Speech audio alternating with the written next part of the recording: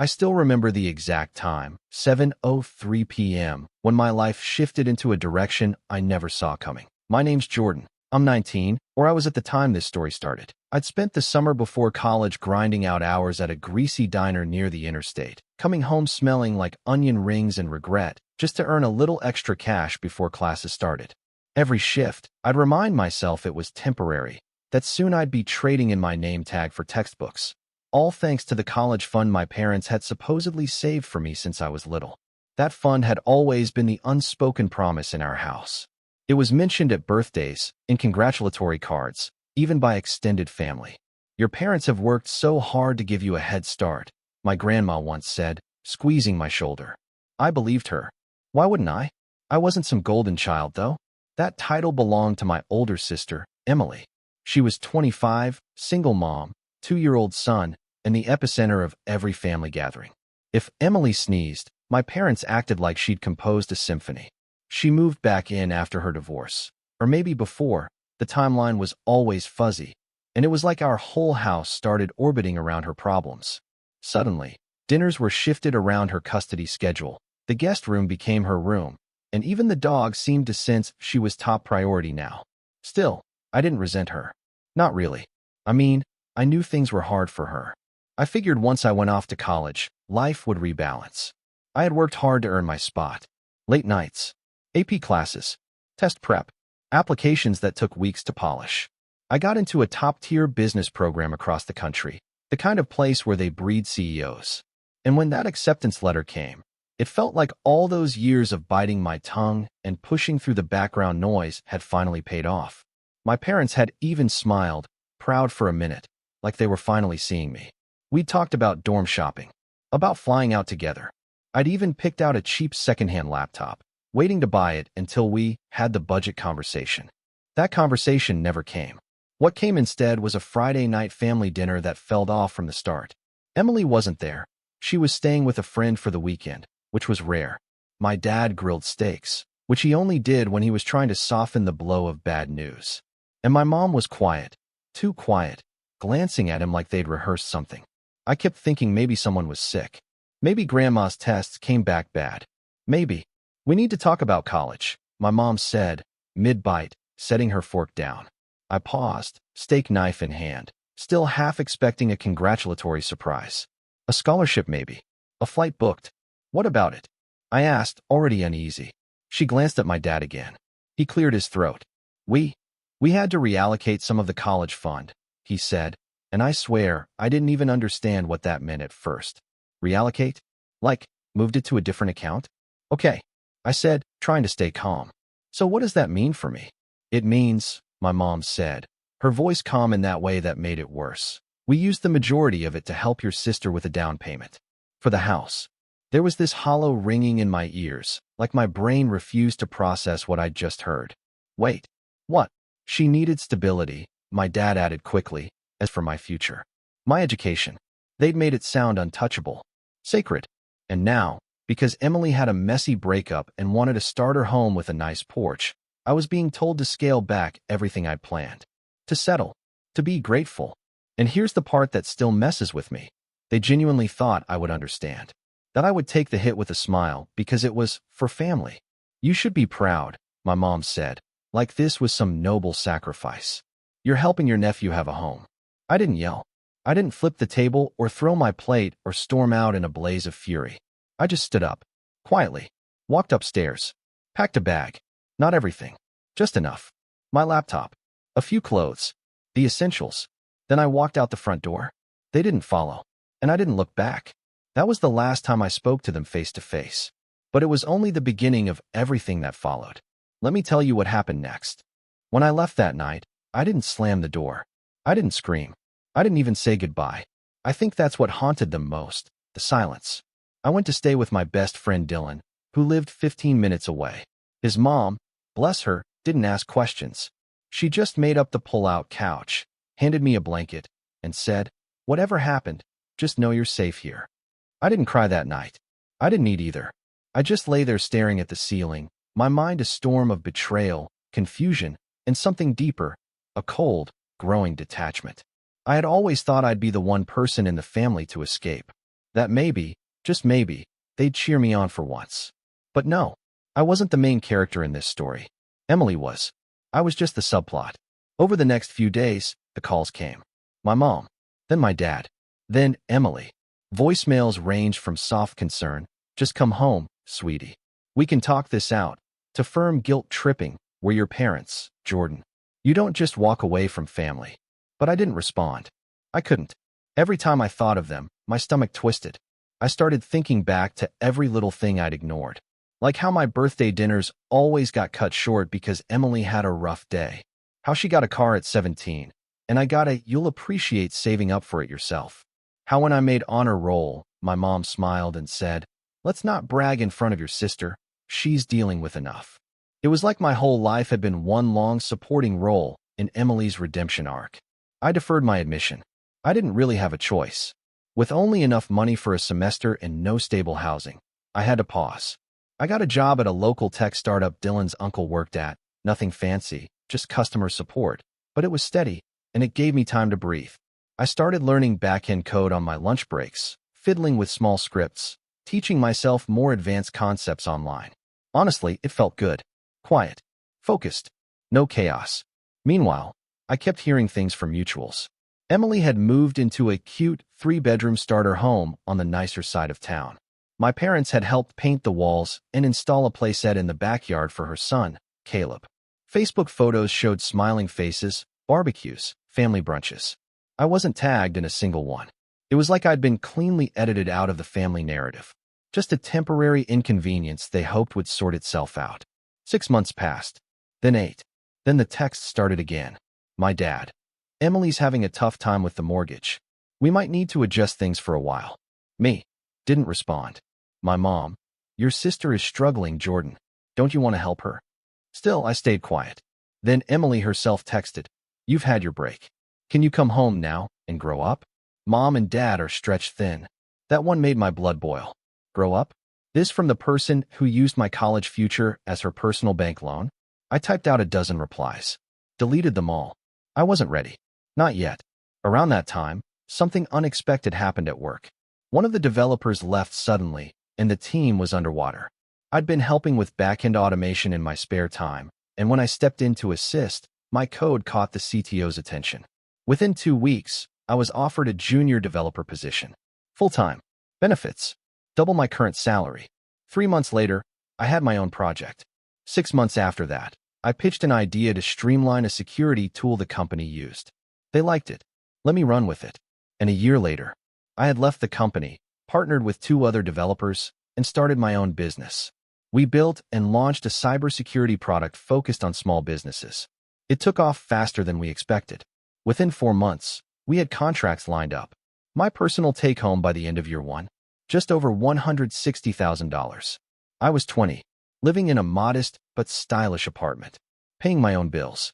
And for the first time in my life, I didn't feel like I owed anyone anything. Except, apparently, my parents didn't agree. Because as soon as my name started popping up in tech circles, the family resurfaced like a bad sequel. My mom called. Then my dad. Then Emily. Again. It was like they had a radar for when I was doing well. But this time, they didn't even bother pretending it was about reconnecting. The first message from Emily said, "Heard you're doing well. Caleb's preschool just raised tuition. Any chance you could help out? You'd be doing a good thing for your nephew." I almost laughed. After all this time, no apology, no acknowledgement, just a straight-up handout request. I didn't respond. The next week, a long email came from my mom. It was 5 paragraphs, starting with "I hope you're well," and ending with a not-so-subtle nudge that family supports family, and that Emily has been through so much.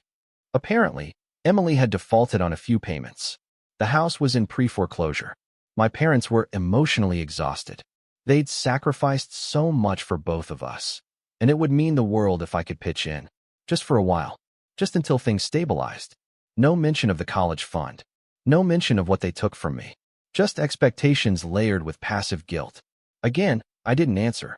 2 days later, I got a voicemail from my dad. His voice was firm, almost angry. "You've made your point, Jordan. But you're an adult now. And adults don't hold grudges. We need help. Your family needs help. And we were there for you." Were you? Were you really? Because the way I remembered it, You left me out to dry. I started writing a letter. I wasn't sure if I'd send it yet, but I needed to get it out. I needed them to hear what I never got to say that night. I wrote about the betrayal, about how it felt to be told I should be grateful that my life was sacrificed for Emily's comfort, about how every moment of favoritism had chipped away at my belief that I mattered to them, that I was ever more than a footnote to their golden child. I poured it all out. 3 pages. No yelling. No drama. Just facts. Just the truth. I saved it. Didn't send it. Not yet. Because something told me this wasn't over. And I was right. 2 weeks later, I got a knock at my apartment door. And when I looked through the peephole, it was Emily, holding Caleb on her hip, wearing that look, the one that said she was about to ask for something big. I didn't open the door, but I stood there, frozen, as she knocked again, then called out, "I know you're in there. Please. I just need to talk." My heart pounded. She had driven 2 hours to show up unannounced. And somehow, I knew this wasn't just about money anymore. It was about something bigger. And I had a sinking feeling I was about to find out what. I didn't open the door. I stood there, motionless, barely breathing, as Emily knocked one more time, then waited, like she was expecting me to cave the way I always had. The seconds dragged. I stared at the cheap wood grain of the apartment door like it might split open on its own and answer for me. But it didn't, and I didn't move. Eventually, I heard her sigh. Then her voice softened, like she was trying on sympathy. "Jordan, please. I'm not here to fight. I just need to talk. I know we haven't been great to you, but..." She caught herself there. We, not she. There was still no ownership. No apology. "You don't have to open the door. Just listen," she said, almost whispering now. "The bank's taking the house. I have nowhere to go. Caleb doesn't understand what's happening. He's scared, and I don't know what to do." My jaw clenched. And still, I didn't open the door. She stood there for another minute. Maybe 2. Then she knocked again. 3 light, hollow taps. And I thought maybe she'd say something else. But she didn't.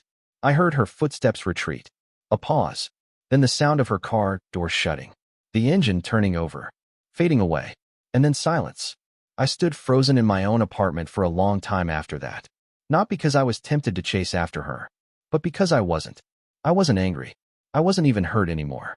Just numb. Like she was a ghost walking through a life I'd already buried. That night, I sat in the middle of my living room, laptop open, and looked at everything I'd built in the last year. The small product my partners and I had launched, let's call it Vault Lock, was thriving. We'd secured a few high-profile clients, one of which had just signed a renewal contract that pushed our projected revenue over $1.2 million for the next year. I wasn't swimming in cash, but I was comfortable, secure, and for the first time in my life, seen, not by my family, but by the world I had chosen to build instead. But despite all that progress, I wasn't at peace, because I had never told my story. Not really. I had just disappeared, buried myself in code and contracts and startup hustle. I hadn't processed anything, hadn't cried, hadn't allowed myself to grieve what I lost. So, over the next few weeks, I started writing. Not to send to anyone, just to write. I pulled out a blank notebook. Yeah, old school, and poured everything out. From the first time I was overlooked in favor of Emily, to the moment my parents dropped the bombshell about the college fund. Every small moment of erasure, every quiet sacrifice, every celebration that was dimmed so she could shine. I wrote about the guilt, the shame, the ridiculous sense of loyalty I still felt, even after everything. And slowly, as the pages filled, the weight started to lift. Meanwhile, work kept climbing. We brought on a small team of interns. We opened a real office, modest, but ours. I started mentoring some of the younger developers, and for the first time, I saw what it felt like to be the person someone else looked up to be seen as capable, reliable, worth investing in. One day, I got an email from my old high school, an invitation to speak on Career Day. At first, I laughed and almost deleted it. But then I thought about it. I had sat in those plastic chairs, listened to guest speakers drone on about hard work and perseverance, and none of it had felt real. Maybe I could do better. So I said yes. When the day came, I wore jeans and a hoodie, no suit. I walked into that gymnasium and told 100 juniors and seniors exactly what had happened. Not the messy family details, but the truth. That sometimes the people who are supposed to believe in you don't. That sometimes you have to bet on yourself because no one else will. I told them about the betrayal, about the startup, about sleeping on a friend's couch, about teaching myself to code from free online courses and refusing to disappear. And afterward, I had a line of students waiting to talk to me. One kid, Zaid, a wiry 17-year-old with braces and a notebook full of startup ideas, pulled me aside and said, "That was the first time anyone made this feel possible." And that hit me. That's when I started to feel something again. Not anger, not resentment, purpose. But just as I was beginning to stand firmly in this new version of myself, life, as it always does, found a way to test me again. I got a letter, not an email, not a voicemail, a letter from my parents, handwritten. It was postmarked from a new address, a small apartment complex I recognized from the town over. The house was gone. I read it slowly. My mother's handwriting was neat, but tired. You could see it in the slant, the fading ink. She explained that Emily had officially defaulted, that they had used what little they had left to help her stay afloat, but it wasn't enough, that they had to sell some of their belongings, that my dad had picked up part-time shifts at a hardware store, that they were reconsidering everything. And then, near the end, a single line that felt like it had been dipped in ice water before being written. "We never meant to choose her over you. We just didn't realize we were doing it." I closed the letter, sat with it for a while, and for the first time, I felt something shift. Not forgiveness. Not yet. But maybe understanding. That doesn't mean I called them. It doesn't mean I opened the door that day Emily came back a second time. Because yes, she came back. Not with Caleb this time. Alone. 3 weeks after the letter.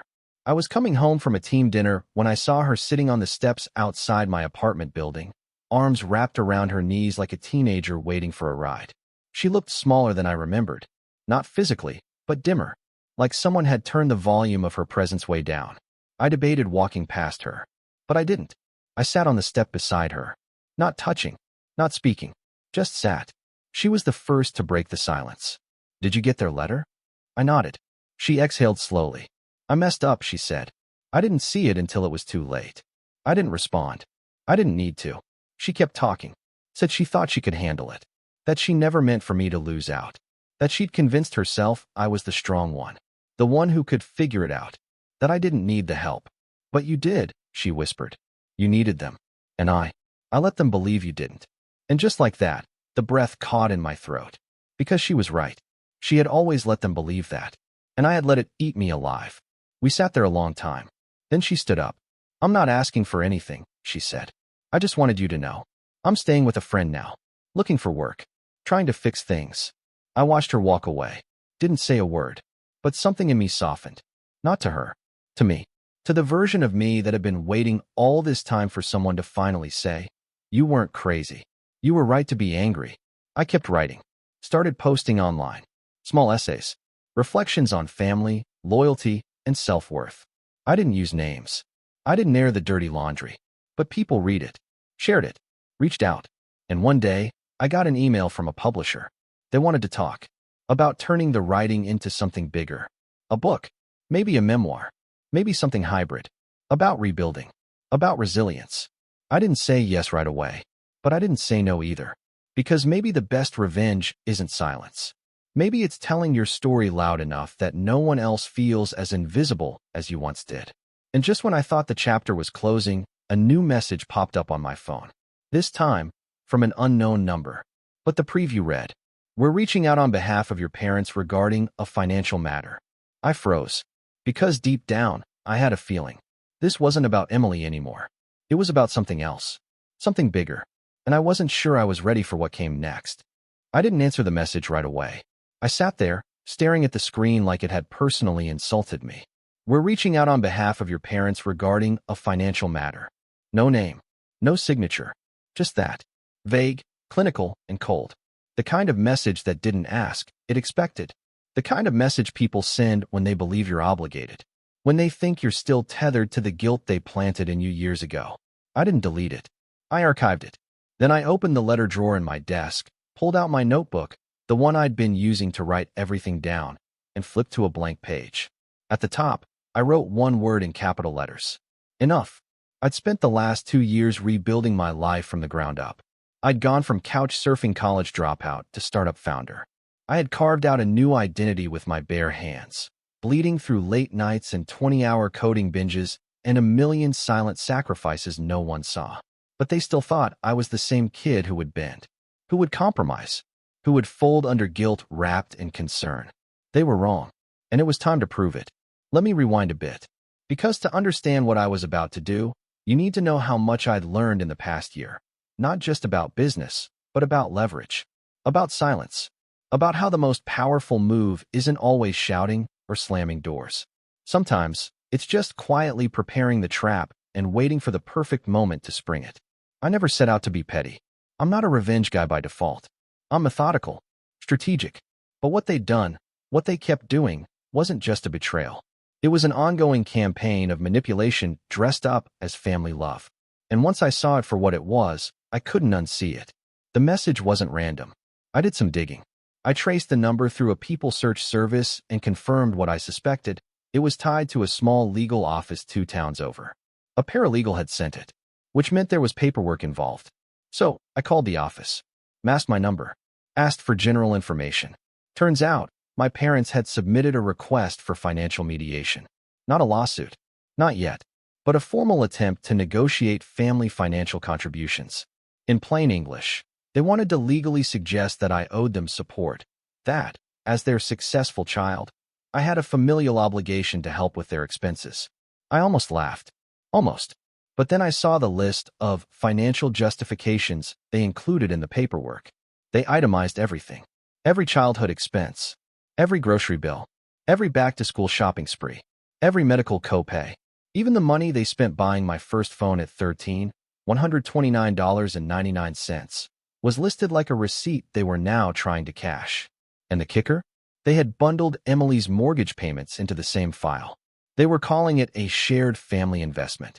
They were claiming the house, the one they gave her with my college fund, was a mutual benefit to the household, and thus, I was expected to reinvest in the recovery of family assets.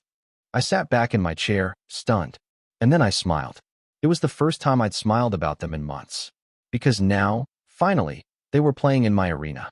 They had made it legal, which meant I could make it tactical. I called my lawyer. Yeah, I had one. A good one. Her name was Cassandra, and she was the kind of attorney who could dismantle a contract like it was a paper swan. I'd hired her when we incorporated the company, but I'd kept her on a modest retainer just in case. And this was case. I sent her the documents. She read through them, made a few dry comments. Your parents seem to think parenting is a subscription service with retroactive billing. And then asked me one question. Do you want to fight this quietly, or do you want to make a statement? I didn't answer right away. Instead, I sat with that question for a day. And the more I thought about it, the clearer it became. They had gone public with their manipulation. They had put it in writing. They had crossed a line that should never be crossed. It was time to make a statement. The setup began 2 days later. I made a few calls, quiet ones, to some old high school friends, a couple college acquaintances, even an ex-professor from the university I should have attended. I was looking for stories. Not dirt, just patterns. And oh boy, did I find them. Turns out, I wasn't the only one. My parents had a history. Small things, at first. Asking family friends for temporary help and never repaying it. Co-signing loans for cousins, then vanishing when payments came due. Emily, she had borrowed money from a friend to cover urgent home repairs and ghosted her once the check cleared. The more I looked, the more I found. And suddenly, the picture was bigger than just me. They weren't just manipulative. They were systemic. I compiled everything into a folder. Then I wrote a letter. This one wasn't emotional.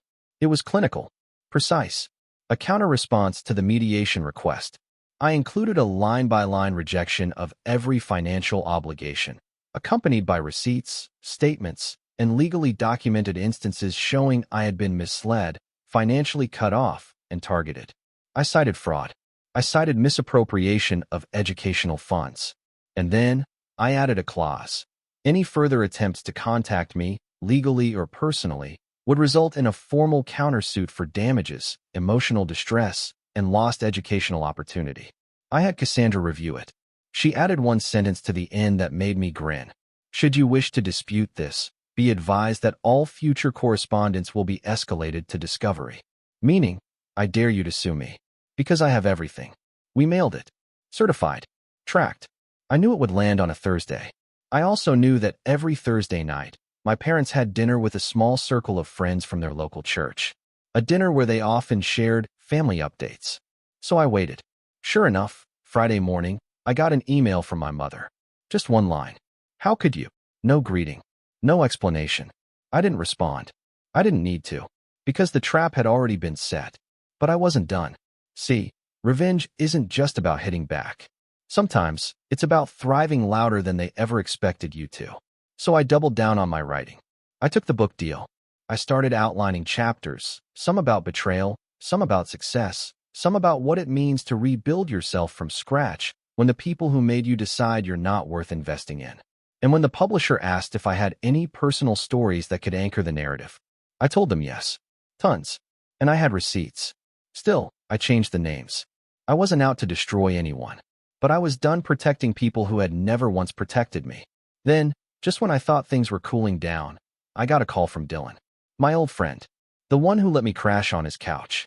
He sounded hesitant. You might want to sit down, he said. Why? I just got a message from Emily. I went cold. She's asking to talk, he continued. Said she wants to clear the air. Said you've gone too far. That the family's reputation is at stake. She wants a meeting. All of us. I sat in silence. Emily was calling for a meeting? What, like a boardroom? She gave a time and place, Dylan said. Next Saturday. Her friend's house. She said she'd explain everything. I didn't reply. I was already thinking 10 moves ahead. A meeting meant exposure. A meeting meant confrontation. A meeting meant the final setup. Because what Emily didn't know, what none of them knew, was that I had already recorded the original conversation about the college fund. The one where they told me, point blank, that it was gone. That Emily needed stability. That I should be grateful. I had the audio, the date, the context, all legal. And now? Now I had a choice. Attend the meeting and confront the past head on, or let the silence speak louder. I didn't know yet. But one thing was certain. I wasn't the scared kid who walked out the door that night. I didn't RSVP. Not right away. I let the invitation hang in the air like smoke. Emily wanted a meeting. A sit-down. A reconciliation wrapped in veiled threats and backhanded guilt. Classic. Dylan texted me 3 days before the date with a screenshot. Emily had added 2 new people to the group message, my dad and mom. The message was short. We're hoping Jordan will be mature enough to hear us out. We were all hurt, but it's time to come together. We've reserved the space. Everyone deserves closure. Closure. Funny word for people who hadn't said a single apology in over a year. Still, I told Dylan I'd go. Not for them. For me. Because sometimes, closure doesn't come from reconciliation. It comes from clarity, from seeing things for what they are, and finally choosing to step away without leaving the door cracked open for maybe. I showed up 10 minutes early. The friend's house turned out to be a staged-looking Airbnb on the edge of town. Neutral furniture, beige walls, cheap art. I stepped inside to find them all seated in the living room like they'd been rehearsing a courtroom drama. My dad stood up first. Wore a smile that didn't reach his eyes. Jordan, he said. Glad you could make it. Emily stayed seated, arms crossed. My mom offered a small wave, like we were distant co-workers instead of estranged family. I nodded once. Said nothing. I took the armchair across from them, calm, composed. Emily started. We've had a rough year, she said. All of us. I think emotions got out of hand. I waited. She glanced at my parents, then continued. We didn't mean to make you feel abandoned. I let the silence drag. That word, feel, was doing too much work. As if the problem wasn't what they did, but how I reacted. Then my mom jumped in. You have to understand, Emily was going through a very difficult time. We were trying to keep the family together. And you thought sacrificing my future would do that? I said, voice calm. My dad leaned forward. It wasn't a sacrifice. It was a decision. We didn't expect you to blow it out of proportion. There it was. That word. Decision. Like I was a budget item. A rounding error. I just want to be clear on one thing, I said, slowly. Did you use my college fund for Emily's house? They hesitated. Then Emily rolled her eyes. Yes, but. No, but. I held up a hand. Just yes or no. My mom flinched. My dad's jaw clenched. Yes, he said finally. We did. Good, I said, and reached into my bag. I pulled out a small recorder. Hit play. Their voices crackled to life in the room, from that dinner, over a year ago. Their exact words. We used the majority of it to help your sister with a down payment. She deserves stability. You should be proud. You're helping your nephew have a home." The room froze. Emily went pale. My mom gasped. My dad's eyes darted to the recorder like it might explode. "I recorded that conversation," I said. "I kept it. Because I knew, eventually, you'd try to rewrite history." "That's illegal," my dad snapped. "Not in this state," I replied. "Single-party consent." I reached into my bag again, pulled out a folder, placed it gently on the table. "This is a full response to your mediation request," I said, "including documentation of how you misused my college fund, plus sworn statements from people you financially manipulated in the past. Cassandra, my lawyer, has a copy. She's prepared to file if you escalate this again." They were silent. Emily's lip curled. "So what? This is your revenge?" I looked at her. Not with anger. Not with pity. With clarity. "No," I said. "This is me drawing a boundary. The kind that doesn't bend. You used me. Then you tried to gaslight me. Then, when I found success without you, you tried to invoice me for your failure. And now you're angry I'm not playing along." My mom's voice cracked. "We're your family. And family doesn't do what you did," I said. "Family doesn't steal your future and then demand gratitude for it." I stood up. "I'm not suing you," I said. "I don't want your money. I don't want your apologies." They looked confused. Suspicious. Emily narrowed her eyes. "Then what do you want?" I smiled. "I want distance." And with that, I turned and walked toward the door. My mom stood up, panicked. "Wait, Jordan, don't you want to fix this?" I paused, hand on the doorknob. "No," I said. "You don't fix a fire by moving back into the ashes." And then I left. That was the last time I saw them in person. In the months that followed, they tried to reach out again. Emails, texts, even a letter from a new lawyer trying to renegotiate terms. I ignored them all. I had set the boundary, and I was done explaining it. The book deal went through. We launched a pre-order campaign tied to a nonprofit that funds scholarships for students who lose access to college because of financial abuse. We hit 10,000 pre-orders in the first month. The title? Collateral Son. Yeah, that felt right. One night, about 6 months later, I got a message from Dylan. A screenshot of a Facebook post. It was Emily. She'd changed jobs, moved to a different town. The caption read, "Starting over, learning from mistakes, grateful for second chances." No mention of me, no apology. But that was fine. I didn't need it. Some people grow quietly. Some people never do. I wasn't watching anymore. I was building. The startup passed 7 figures in revenue. We hired more staff. I took weekends off for the first time in years. I taught a coding boot camp for underserved teens. One of them, a 17-year-old girl named Jada, messaged me months later to say she got her first developer internship. Said she remembered my story. Said it made her feel like she wasn't broken. And that was more healing than any apology ever could have been. So no, I didn't burn their world down. I didn't need to. I just built something better. Something they could never touch. And that was enough. That was more than enough. Because revenge isn't always fire and fury. Sometimes it's just peace, earned, protected, and completely out of their reach. And I slept better than I ever had. With the door locked. And the bridge burned. On purpose.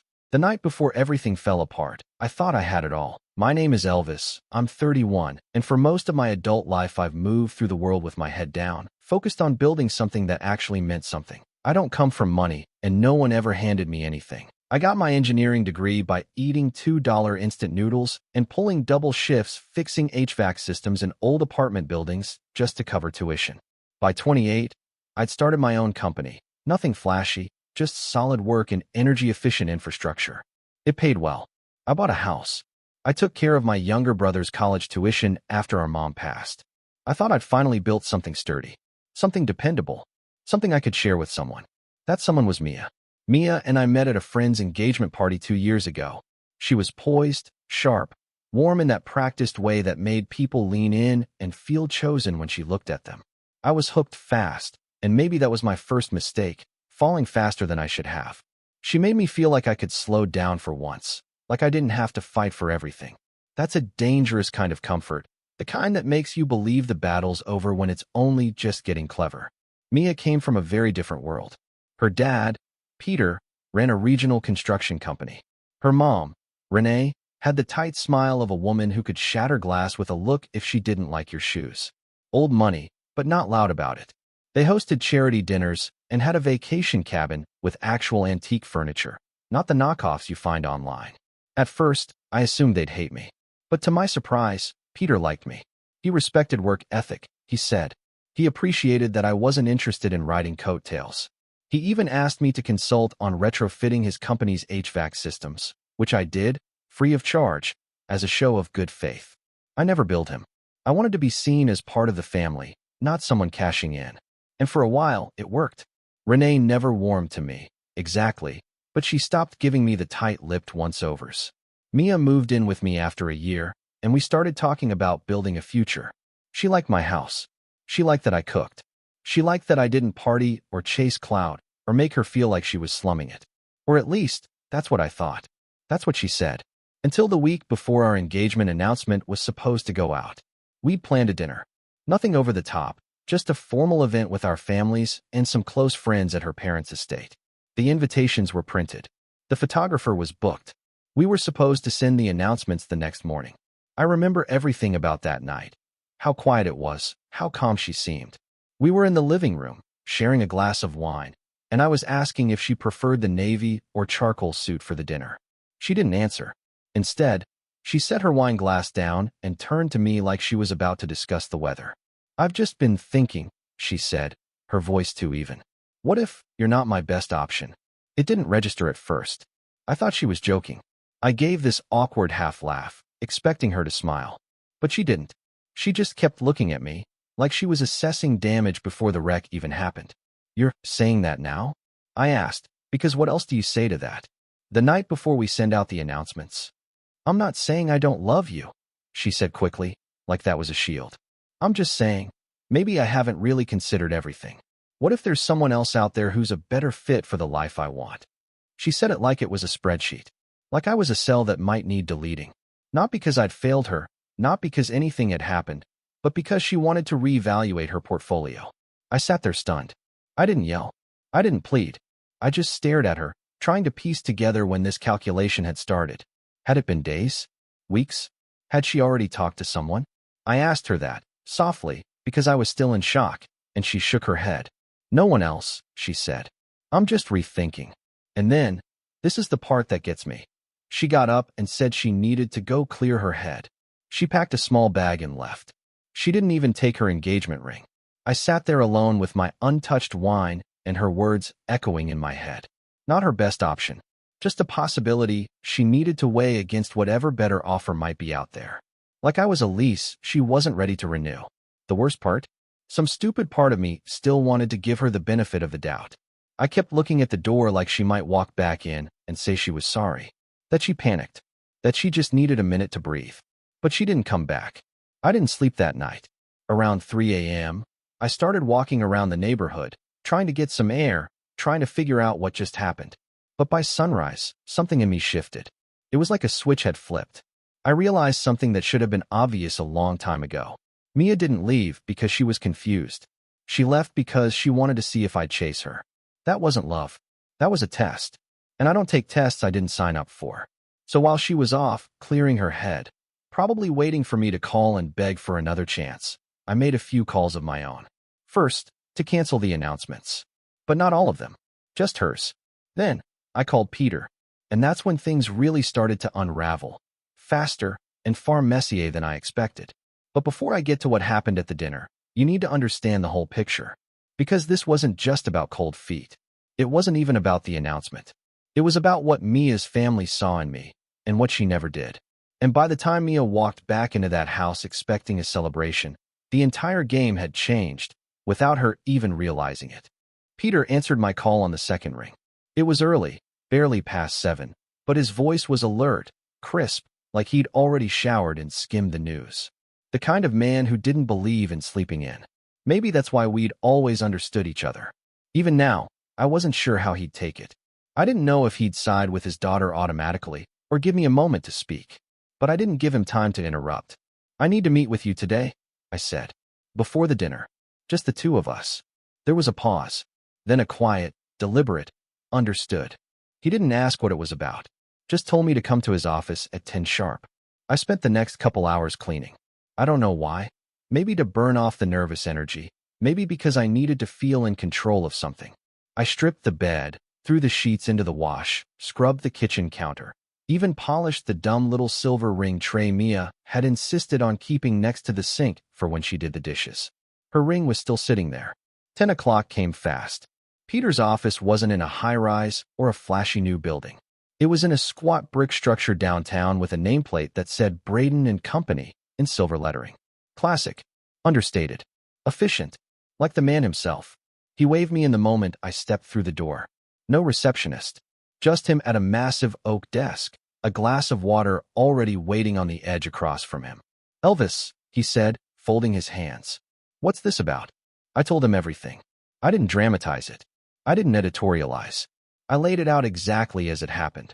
The wine, the doubt, the phrase, best option, the packed bag, the missing ring. I told him how she left me sitting there, wondering if I was just a placeholder for something shinier that hadn't shown up yet. Peter didn't flinch once. He didn't defend her. He didn't blame me. He just listened, the way a CEO would listen to a risk assessment. When I finished, he sat back and exhaled slowly through his nose. "She's her mother's daughter," he said finally. I blinked. "I'm sorry." He gestured vaguely, as if pointing toward some distant memory. "Renee didn't marry me because she loved me. She married me because I was the smartest long-term investment at the time. She said as much. Told me over wine one night after we'd been married 10 years. You were stable," she said. "You were the most likely to succeed." That landed like a hammer. I didn't know what to say. I'd never heard Peter talk about his marriage like that. Never heard him speak with anything but cold pride. "I thought Mia would choose differently," he continued, softer this time. "I thought she'd chase something more than security. But maybe she's just playing the same game her mother did, just with better polish." He stood up then and walked to a drawer behind his desk, pulled out a thick envelope and handed it to me. "These were the finalized versions of the engagement announcements," he said. "I had them printed early. I was going to give them to you both tonight. You can do what you want with them now." I took the envelope but didn't open it. "I'm not trying to hurt her," I said. "I just don't want to be made a fool of. I've spent my whole life building something real. I won't be weighed like a product on a shelf." Peter nodded once. "Then don't be." And that's when the idea took shape. I left the office with a plan. I wasn't going to confront Mia. I wasn't going to chase her. I wasn't even going to cancel the dinner. I was going to show up. But not as her fiancé. Not anymore. The next 24 hours moved like a blur. I called the venue and changed the listing. Told them it was now just a celebration for my business hitting a major milestone. An internal party for clients and family. I asked them to remove her name from the display cards, from the entry banner, from everything. I kept the reservation but have the catering. Then I went home and did something I never thought I'd do. I opened the safe in my closet and pulled out the ring box. The diamond inside wasn't massive, just over a carat, but it had taken me months to save for. Custom cut.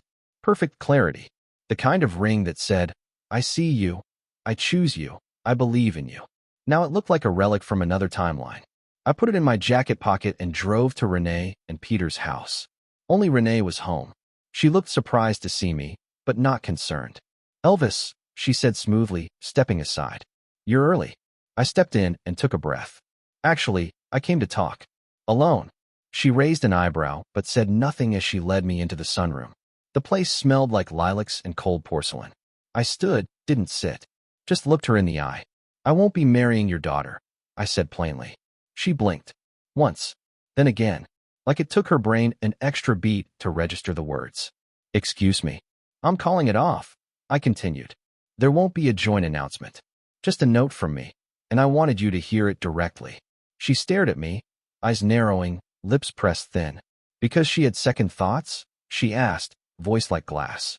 "Because she left the night before we went public to consider other options," I replied. "Because I deserve someone who doesn't treat me like a draft." Renee's silence wasn't angry, it was calculating. "Finally," she said. "And what exactly do you think happens next, Elvis? You think walking away makes you noble? You think it makes you valuable?" That hit me harder than I expected.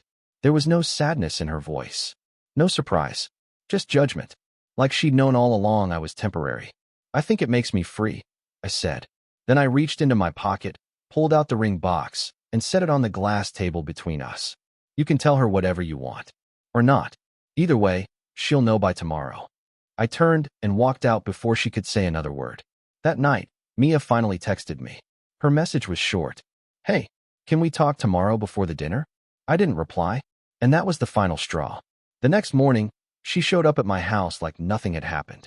Hair done, eyes bright, like the last 48 hours hadn't even happened. I just needed space, she said the moment I opened the door. You didn't call. I didn't know if you were okay.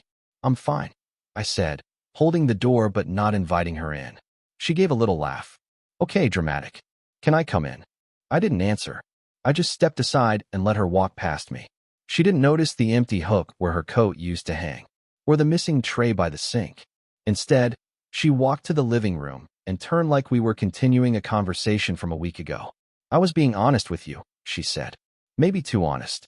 But don't you think it's better I told you before we were married than after? I just watched her. Do you? She repeated. I think you told me when you were still hoping for someone else to walk through the door, I said. Her face changed. Slightly, like she'd only just realized I wasn't going to make this easy. Elvis, she said, voice lower, more careful. I love you. That hasn't changed. But I did, I said quietly. And then I left her in the living room and went upstairs. I didn't want to argue. I didn't want to explain. I just wanted space. She stayed for 20 minutes. Maybe 30. Then she left. No slammed doors. No final words. Just silence. And that silence followed her into the dinner the next evening. She arrived right on time, dressed in slate blue, her hair pinned up like royalty. She walked through the grand entrance of her parents' home with a smile poised for flash photography, and stopped cold. There was no banner with our names. No ring on my finger. No photographer waiting for posed shots. Just me, standing at the far end of the room with Peter. And on the main table, beneath a framed photo of me shaking hands with a city official at a construction site, sat a single envelope addressed to her. Inside was the letter Peter had written that morning, in his own careful handwriting. And the moment she picked it up, I saw her expression shift, just slightly. The calculation flickering behind her eyes. The realization. The control was gone. After Mia opened that letter, the room didn't explode. It went quiet. That brand of quiet where everyone's pretending they don't see what's right in front of them. I watched her hands tremble just slightly as she set the letter down, eyes darting across the room like she was trying to locate an escape route, like this had to be some kind of performance. Some elaborate prank or corporate stunt. But no one moved. No one laughed. Peter kept his arms folded across his chest, unmoved. Renee stood several feet behind, clutching a champagne flute that she hadn't taken a sip from.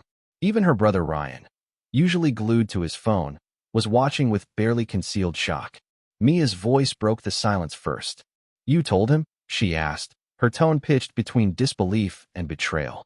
Peter's answer was devastating in its simplicity. I warned you once not to confuse calculation with character, he said. You made your choice. Elvis made his. She turned to me next, but I didn't offer any explanation. No speech. No parting shot. Just a glance, long enough to make it clear this was final. She left before dessert. And just like that, 2 years unraveled in the space of 2 hours. You'd think I felt powerful in that moment. Vindicated. Like I'd won something. But I didn't. Not really. I just felt hollow. Like I'd finally swung the axe and felled the rotted tree I'd spent years watering, only to stand there holding the blade with no idea what to plant in its place. The following week, I tried to go back to normal. I buried myself in work. I avoided calls. I started running again, long stretches at night when the world was too quiet and the pain in my lungs felt better than the weight in my chest. But grief is weird when you're grieving something that didn't fully die. It just walked away. Friends reached out. So did clients. No one asked for details, which I appreciated. But the ones who'd met Mia all had the same subtle pause before speaking, like they weren't surprised it ended, only surprised it took this long. 2 weeks after the dinner, I received a handwritten letter in the mail. From Mia. It wasn't long. Just a single-page apology that somehow still managed to center her confusion. She didn't beg. She didn't ask for a second chance. She just said she hoped I understood her moment of doubt, wasn't personal, and that she wished me peace. Wasn't personal. I folded the letter and tossed it in the drawer where I keep old receipts and broken chargers. That's where it belonged, between things that had once been useful and now served no purpose. That night, I didn't sleep. Again, around 3 a.m., I went downstairs and opened the folder where I kept all my business plans, the prototypes, the sketched-out energy models, the half-built expansion outlines I'd shelved while I was planning a wedding. One of them, a pitch for modular thermal grids I'd once proposed to a small city council, caught my eye. They'd rejected it at the time, too ambitious, too costly. But reading it now, something clicked. I hadn't built all this just to stay small. The next morning, I called my accountant, then my project manager, then a contact at a nearby university who'd once offered to partner on a green initiative. Within a week, I had a team reviewing the pitch. Within a month, we had backing. The heartbreak became background noise, still there, still painful, but no longer center stage. I changed the layout of my house, switched out the couch, repainted the office. It was subtle, but it helped. I didn't want to walk into my living room and see ghost imprints of a life I no longer lived. Peter reached out occasionally. Nothing invasive, just short emails checking in. I appreciated that he never tried to sway me, never tried to patch things up between me and Mia. I think in his own way, he understood. He'd lived it. He knew the cost of marrying someone who saw you as a rung on a ladder. By month 3, the project was taking off. The city council that once rejected me was now listening. So were 3 others. A quiet buzz was forming around the proposal, and suddenly, people who used to dodge my emails were setting up calls and asking for feasibility models. And that's when the second wave of fallout came. Mia's mother, Renee, called me directly. First time in my life she'd ever picked up the phone herself. "Elvis," she said smoothly, like nothing had happened. "We'd love to have you at Peter's birthday gala next month." I almost laughed. "You sure that wouldn't make things awkward?" "Not at all," she said. "You're a part of the family. Always will be." That line made something cold settle in my stomach. I wasn't sure if it was manipulation or denial. But either way, I declined. Politely. 2 days later, Mia emailed. Not another apology. Not even a direct message. Just a short note asking if I'd be open to catching up sometime soon. She'd heard about my project. She was proud, she said. Impressed. Said it reminded her of the early days when I used to sketch ideas on napkins and talk too fast over coffee. I didn't reply. That silence became my new language. But even as I rose, even as the calls came in and the deals started forming, there were moments I'd spiral.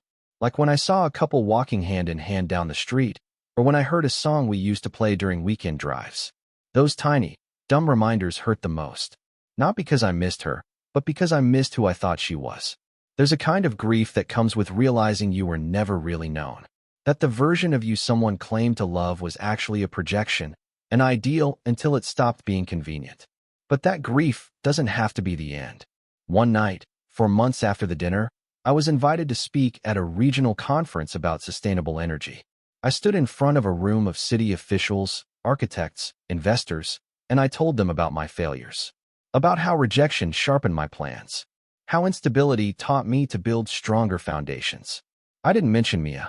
I didn't need to. The story wasn't about her anymore. After the speech, a woman in her early 30s approached me. Said she was a consultant for a municipal redevelopment firm. Sharp eyes, quiet confidence. We talked for 20 minutes about infrastructure and zoning laws. Then we talked about music. Then books. She asked if I wanted to grab coffee sometime. For the first time in months, I said yes. It wasn't love. Not yet. Maybe not even close. But it was something real. Something present. And I realized then that rising wasn't about erasing the past. It was about outgrowing the version of myself that tolerated less than he deserved. Still, the past had one more surprise in store for me. Because as the project moved forward, contracts signed, sites surveyed, I learned something that changed everything. Something about Mia. Something she never told me. It started with a folder I hadn't opened in months. I was cleaning out my home office. Really cleaning, not just shuffling papers into neater piles. By then it had been close to 6 months since Mia left and the dinner imploded. The expansion project was in motion, 2 cities were on board, and I was finally able to breathe without feeling like I'd been punched in the chest. I'd moved on, at least on the surface. But there's something about dusting off old drawers that forces you to confront things you thought were buried. The folder was labeled WED. Inside were receipts, vendor brochures, catering quotes. Notes scribbled in Mia's handwriting, centerpiece ideas, monogram sketches, a mood board for bridesmaid dresses that now felt like costume planning for a play that never opened. I should have tossed it, but something told me to flip through it one last time before I let it go. And that's when I found the document. It was printed on thick ivory stock, tucked behind a sample invitation. A legal agreement, drafted by her mother's attorney. A prenuptial agreement. I scanned it once, then again, slower. It wasn't shocking that Mia's family wanted a prenup. I actually expected it. I wasn't offended. Money complicates things, and I wasn't naive. But this wasn't a standard prenup. It was surgical. It itemized every asset I owned down to the decimal. Property, company shares, patents, retirement funds. It even listed my contributions to their family's HVAC retrofit, down to the exact dollar amount I'd waived when I volunteered to do the work. Every part of it was slanted in their favor. If Mia left me within the first 5 years of marriage, I would owe her a recompense clause that guaranteed her a portion of my business growth projected during the course of our marriage. Projected, meaning, if my company grew, even if I did all the work, she could claim a cut based on what she might have supported emotionally or socially. I dropped the folder. I sat there for a full 10 minutes, stunned. She hadn't mentioned this. Ever. And the draft was dated 2 weeks before she brought up her second thoughts. Which meant the doubt hadn't been spontaneous. It was a pressure point, a test balloon, a way to gauge my reaction before her family tightened the net. And I was about to sign it. I'd have signed it, no questions asked, if she hadn't flinched first. That realization lit something in me, something cold and focused. They didn't just want me to be a husband. They wanted me to be an asset, a controlled variable in a long-term investment strategy. And when Mia hesitated, when she doubted me for just a split second, they panicked. Because deep down, she knew I might outgrow her. Maybe she already saw it happening. And her parents, especially Renee, saw it too. They were trying to lock me in before the ascent. That's when I decided I wasn't done. Not just with Mia. Not just with moving on. I wasn't done with the Bradens. Not yet. I didn't want revenge out of spite. I wanted it for closure. For clarity. For every person who's ever been measured, calculated, and nearly signed away their own future in the name of love. And now I had the leverage. The first step was subtle. I called Peter. I didn't mention the prenup, not directly. I just thanked him again for how he handled things at the dinner, told him the city council projects were moving faster than expected, and casually brought up that I was considering expanding into private contracts, corporate campuses, upscale developments, estate renovations. There was a pause. Then Peter said, "You know, we've got a few properties in limbo. I could connect you with our facilities manager." Exactly what I hoped he'd say. The Braden estate had several large holdings, some commercial, some residential. Old builds, bad insulation, outdated systems that hemorrhaged energy in the winter. I knew because I'd worked on a couple when I first started out, subcontracting through another firm before I opened my own. I told him I'd be happy to consult, but that my current rate had changed. He said that wouldn't be an issue. We scheduled a meeting for the following week. Meanwhile, I made a few quiet calls. To attorneys, to energy auditors, to a guy named Julian I used to work with who now ran a commercial inspections firm. I started gathering data. I reviewed the HVAC plans I'd done for Peter's company for free. I dug into their upgrades. I ran comparisons on which systems they implemented, how much they saved, and what they could have saved had they gone with the premium model I offered, but that Mia had suggested wasn't worth the extra. That's when I discovered the second surprise. Peter hadn't used my free consultation package. Not entirely. He'd forwarded it to a competitor, one who undercut me, copied the design almost line for line, and installed the bare minimum version, probably pocketing the markup difference under the table. That wasn't just shady. That was theft. I had receipts, emails, drafts, even a time-stamped version of the full energy analysis I'd presented in person to Peter, which matched 89% of the competitor's report submitted 3 weeks later. And Peter had signed off on it, which meant either he was in on it, or someone close to him had rerouted the plans without his knowledge. That someone, I suspected, was Renee. Because guess who sat on the board of that competitor company? Her cousin. I didn't tell Peter any of this yet. Instead, I set the trap. At our meeting, I brought a full proposal for a multi-site retrofit using my new modular thermal grid system. I showed him the long-term savings, the federal incentives, the green certifications that would boost their property value. I offered him a two-phase rollout with the first site being the most public-facing, a mid-sized business park just outside the city. Peter was impressed. Genuinely. He asked smart questions, took notes. Then I slid the folder across the table and said, "Of course, I'll need this in writing. And full oversight privileges this time." He hesitated. "You think I didn't give you that before?" I smiled politely. "Let's make sure it's clear this time." He agreed. We shook hands, and the contract was signed. But here's the kicker. I knew Renee would see it. She'd read it. She'd dig into it. And she'd find the clause I buried on page 13. The one that said, all past consultations or data supplied to the Braden estate or its affiliates that directly correlate with the current proposal will be subject to IP valuation and licensing fees, retroactively applicable. It was legal. My attorney confirmed it. Because the original HVAC consultation had never been signed away. I had proof it was my intellectual property. And I'd included a valuation appendix based on the copied plan, the one their cousin's company had used. They owed me.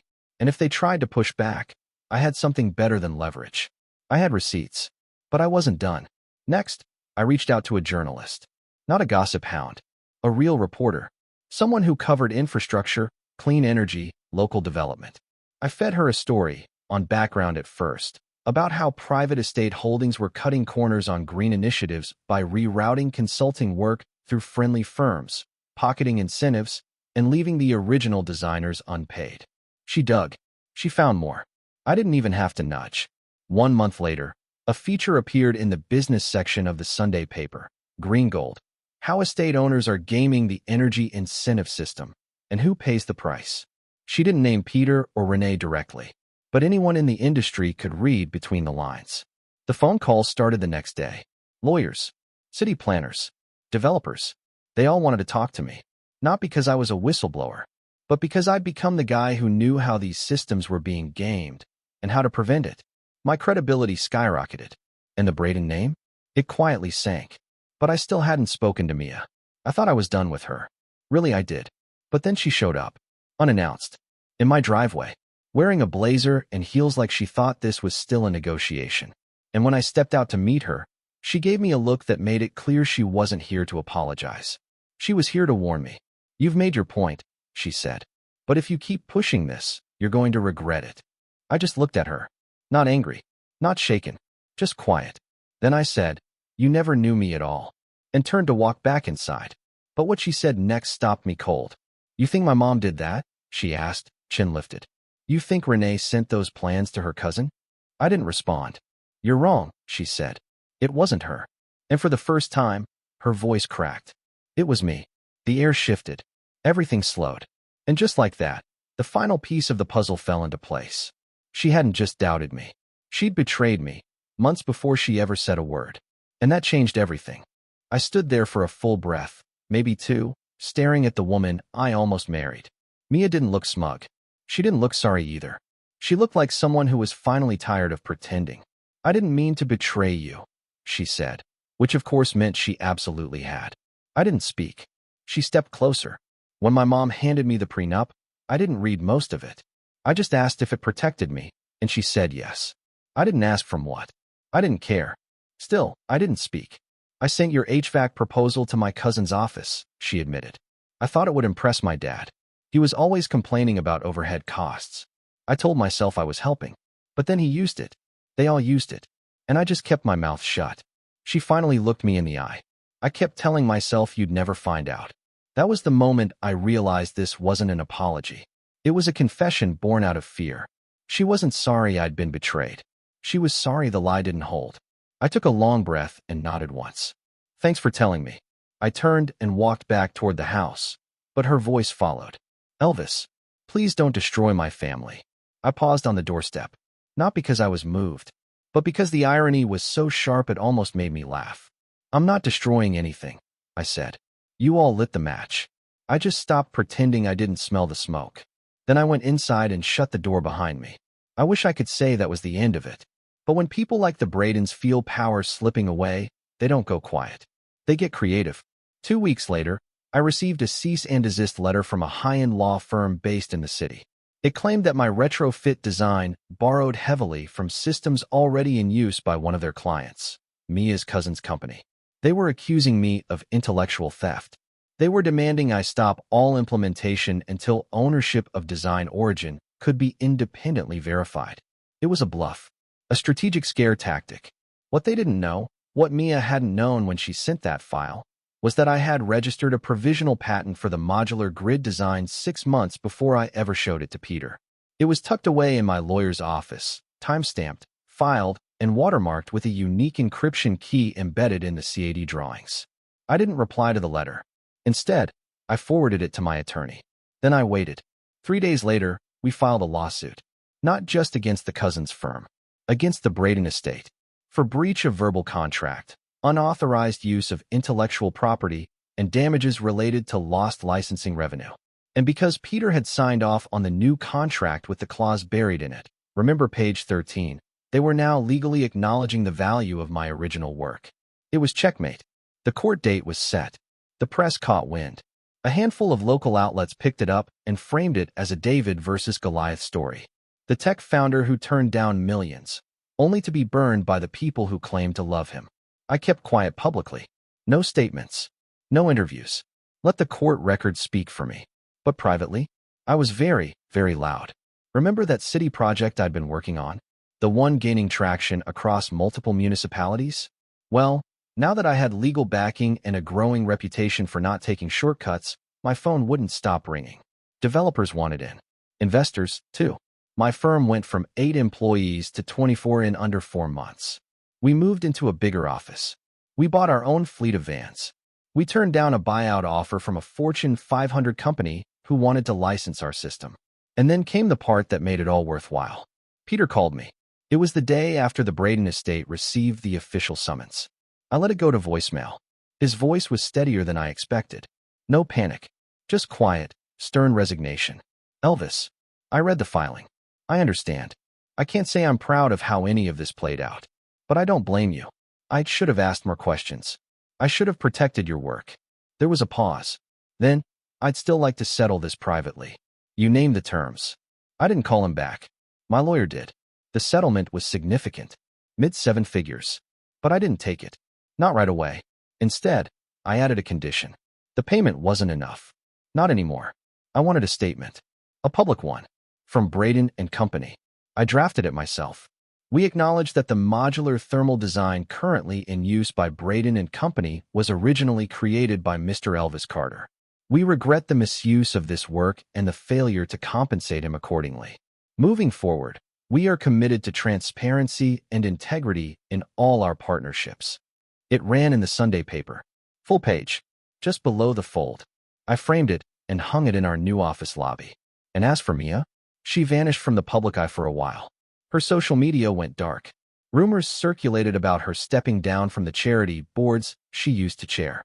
The last time I saw her name in print, it was buried in a financial column about families quietly pulling out of real estate investments amid growing legal concerns. I never reached out again. But a year later, while speaking at a national infrastructure summit, I noticed her in the crowd, sitting in the second row, alone. She waited until after the Q&A to approach me. No entourage. No mask. Just Mia, in a plain black coat, with tired eyes and a small, brave smile. You look good, she said. Thanks. You really built it. I did. She nodded, hands tucked in her pockets. I was wrong about you. I know. She looked like she wanted to say more. Maybe explain. Maybe ask for something. But I didn't give her the space. There was nothing left to reclaim. So I offered a simple nod and stepped away to greet the mayor. Mia didn't follow. She disappeared into the crowd, and that was the last time I saw her. These days, I don't think about revenge. Not really. I think about precision. About how close I came to giving my life to someone who saw me as a stepping stone. About how quietly people can betray you when they think you're too kind to notice. But I did notice. And I remembered. And I rebuilt. Smarter. Stronger. And with my name on everything. Because in the end, I wasn't her best option. I was the one she never deserved.